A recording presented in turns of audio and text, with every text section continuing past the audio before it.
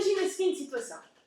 Durante o mercado de transferências de inverno, surgiram notícias relativo ao hipotético interesse do Paredes Brancas Futebol Clube na aquisição dos direitos esportivos do atleta Panzer, antigo jogador do seu maior rival, Clube de Futebol Paredes Azuis. As mesmas notícias davam conta que tal transferência apenas não se concretizaria caso o Paredes Brancas não conseguisse contornar uma cláusula anti-rival que o Paredes Azuis colocou no acordo de revogação do contrato de trabalho do atleta quando este saiu pela primeira vez de Portugal. Saiba mais sobre o assunto neste novo episódio das LB Talks.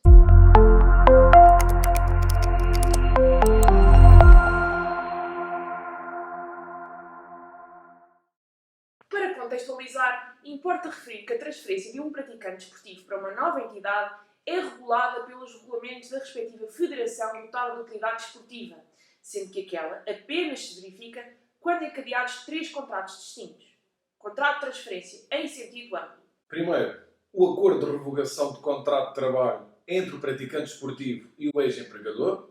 Depois, o contrato de transferência em sentido estrito, isto é, o contrato assinado entre o ex-empregador e a entidade desportiva compradora, nova entidade empregadora. E, por fim, o novo contrato de trabalho assinado entre o trabalhador e o novo empregador.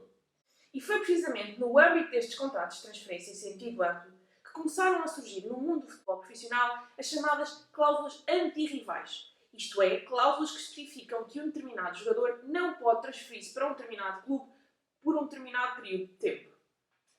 O que acontece nestes casos é que a limitação se cinge aos adversários diretos nas competições internas.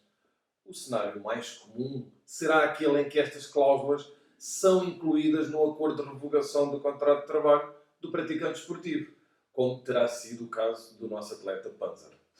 Evidentemente que, por via do desenvolvimento económico da realidade esportiva, e em particular do mundo do futebol, estas cláusulas antirrivais têm sido usadas como instrumento para afastar as pérolas de um determinado clube do seu clube rival nas competições internas. À luz da Lei Laboral Desportiva Nacional, para que uma cláusula deste tipo possa ser aceita e que seja a mesma válida, terá de preencher alguns requisitos. A saber, Em primeiro lugar, não pode de forma alguma ser incluída em contrato de trabalho sob pena de violar o direito de liberdade do praticante esportivo. e a mesma tem que ser temporalmente limitada. Não deverá exceder os 2 anos. Deverá haver ainda uma limitação geográfica, no sentido em que a cláusula de não concorrência apenas poderá vigorar dentro da área de atuação geográfica do ex-empregador. E ainda existir uma compensação monetária para o atleta.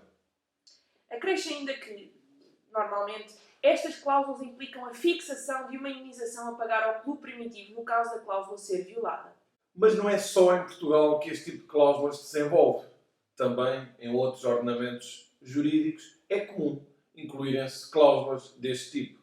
O Real Madrid, por exemplo, coloca cláusulas anti-Barcelona nos contratos de trabalho celebrados com as suas maiores estrelas e com os jogadores da sua formação. E, ainda em Espanha, também o Atlético de Madrid adotou esta prática. Posto isto, e partindo do pressuposto que a cláusula que vincula o atleta cumpriu todos estes requisitos que elencámos anteriormente, o nosso clube, Paredes Brancas Futebol Clube, apenas poderia contornar de duas formas possíveis. Ou pagar a indenização fixada na cláusula, ou, por outro lado, esperar pelo fim do prazo fixado. A questão já se colocaria de outra forma no caso de a cláusula não preencher algum dos requisitos identificados, caso em que não poderia produzir os seus efeitos e deixaria o caminho livre ao Paredes Brancas Futebol Clube para adquirir o passe do jogador. E estas cláusulas aplicam-se no caso de empréstimo do jogador? Bom, todo o raciocínio que se desenvolveu até este momento implica de facto que exista uma transferência dos direitos desportivos dos atletas. A questão que se coloca é de saber se o mesmo sucederia se o Paredes Brancas Futebol Clube apenas estivesse interessado no empréstimo do jogador ao invés de querer adquirir os seus direitos desportivos. Ora, por meio da razão e admitindo-se a legalidade da estipulação das cláusulas de não concorrência, apenas poderemos concluir que os contratantes quiseram impedir a contratação do atleta objeto da cláusula em todas as suas formas.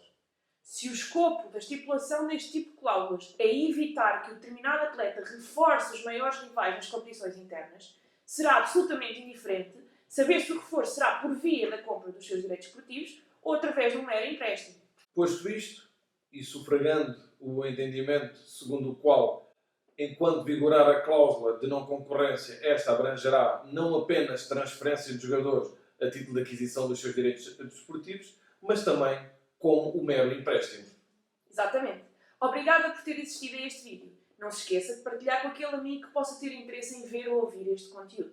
E se tiver alguma dúvida ou questão, pode-nos enviar um e-mail para geral@legalblock.pt. Até para a semana. Até para a semana.